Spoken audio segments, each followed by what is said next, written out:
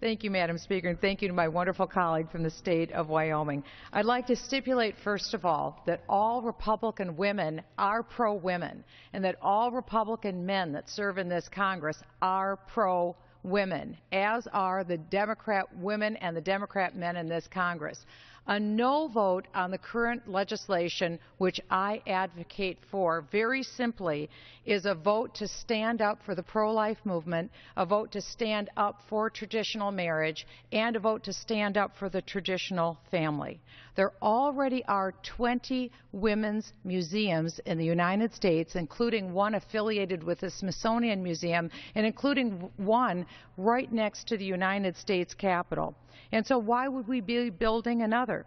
I rise today in opposition to this bill because I believe ultimately this museum that will be built on the National Mall on federal land will enshrine the radical feminist movement that stands against the pro-life movement, the pro-family movement, and the pro-traditional marriage movement.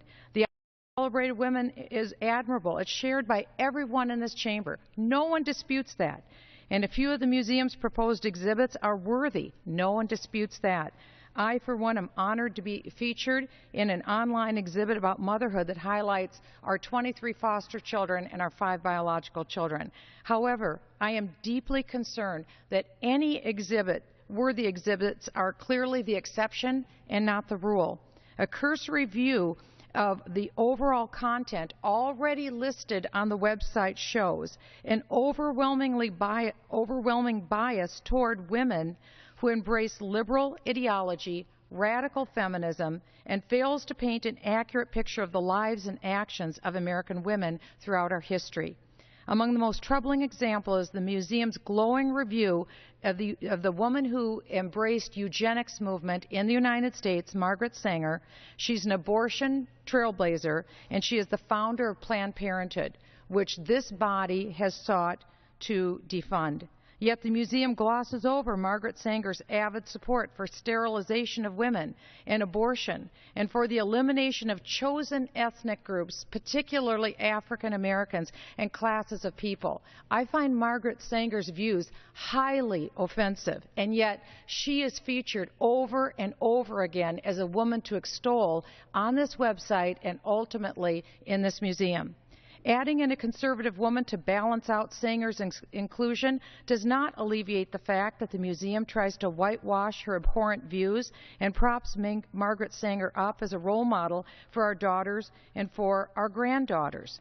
The list of troubling examples goes on, including the fact they leave out the pro-life views of the early suffragettes. But let's face it, we wouldn't be here today if it wasn't the museum's ultimate goal to get a place on the mall of land and federal funding. If you look at their authorizing legislation, you'll see it was the template for this legislation.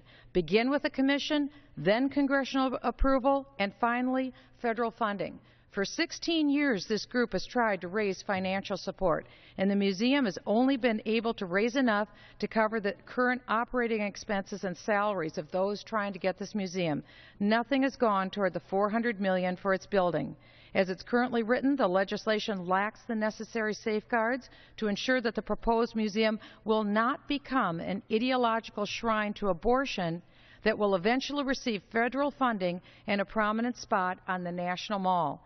I thank the leading pro-life groups like Concerned Women for America, Eagle Forum, Family Research Council, Susan B. Anthony List, Heritage Action, among others, who have been outspoken on standing up for the right to life for all Americans and an accurate portrayal of American women. Since these concerns have not been adequately addressed, I urge my colleagues to join me in voting against H.R. 863, and I respectfully yield back. The gentlewoman from Minnesota yields back. The gentlewoman from Wyoming reserves. The gentlewoman from New York is recognized.